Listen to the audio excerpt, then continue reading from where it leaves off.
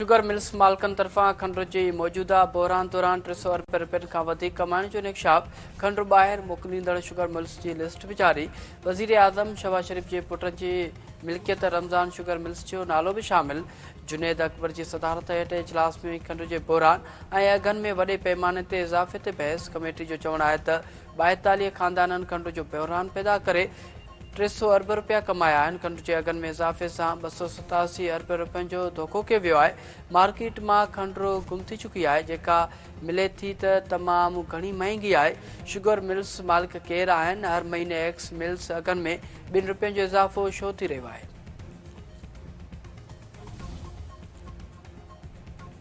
वज़ीर आज़म शहबाज शरीफ़ चयो आहे त अमेरिका सां वापारी मुआहदे जूं कोशिशूं थी रहियूं आहिनि। चीन सां सीपेक 2 ते कमु शुरू करे वियो आहे। पाकिस्तान चइनि ॾींहनि दौरान भारत खे तारीख़ी शिकस्त ॾिनी। दुनिया भारत ख़िलाफ़ जंग में पाकिस्तान जी वाखाण करे रहियो आहे। पाक फ़ौज ख़तरनाक ऐं मुख़्तसिर जंग में बहादुरी सां दुश्मन जो मुक़ाबिलो कयो। Army chief field marshal Asim Munir जुरत सां जंग जी क़यादत कई। अमरीकी सदर डोनाल्ड ट्रम्प केतिरा ई भेरा वाज़े कयो आहे त हुन ॿिन्ही मुल्कनि में जंग रोकी पाकिस्तान मुआइशी मैदान में बि कामयाबी हासिल कंदो।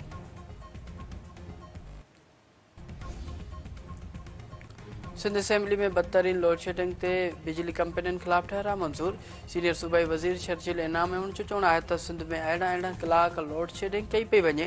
बाक़ीदारनि जी सज़ा बिल अदा कंदड़नि खे ॾियणु ज़्यादती आहे। सिंध असेंबली केतिरा ई ठहरा मंज़ूर कया आहिनि, पर कंहिं इलेक्ट्रिक हेस्को ऐं सेप्को ते को फ़र्क़ु नथो पवे।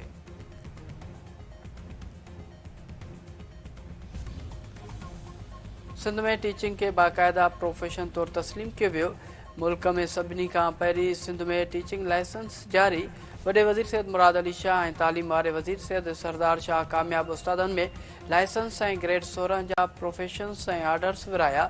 सैयद मुराद अली शाह जो चवणु आहे त जदीद तालीम वक़्त जी ज़रूरत आहे। नई टेक्नोलॉजी मां फ़ाइदो हासिलु करणो पवंदो।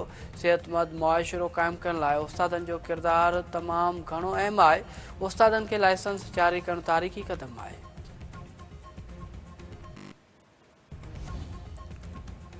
पीपी शहीद भुट्टो जे बानी शहीद मीर मुर्तज़ा भुट्टो जे पगदार पुट ज़ुल्फ़कार भुट्टे जो चवणु आहे त एस्टेब्लिशमेंट जी सरपरस्ती जा इल्ज़ाम ग़लति आहिनि। फातिमा भुट्टो जे ॾे वापसी ते हू नई पार्टी जो ऐलान कंदो। खेसि मौक़ो मिलियो त कराची मां इलेक्शन में चूंड में हिसो वठंदो।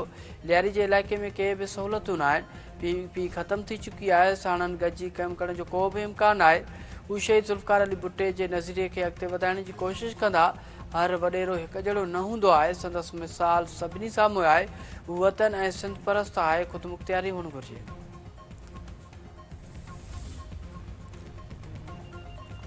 बरतानिया मशरूत तौरु फ़लस्तीन खे रियासत तस्लीम करण ते राज़ी थी वियो।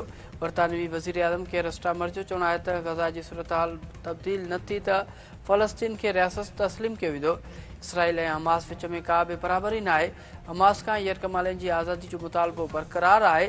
हमास जंगबंदी ऐं गज़ा जी हुकूमत में को बि किरदारु अदा न करण ते राज़ी थिए। मीरपुर ख़ासि पुलिस हथां जाली मुक़ाबले में क़तल थियल डॉक्टर शाहनवाज़ कुंबर केस में वॾी अॻिभराई।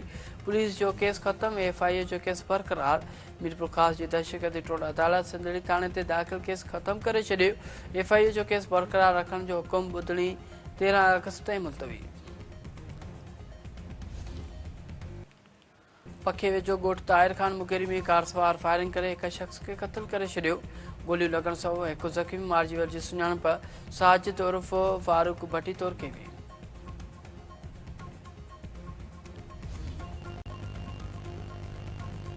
ऐं ॻोठ की पुलिस तरफ़ां सरहद मां अॻवा थियल मुगी खे बाज़ियाब करण जी दवा। पुलिस जो चवणु आहे त पीटसन शेरमन मुल्क खे मुक़ाबले बाद बाज़ियाब करायो वियो आहे।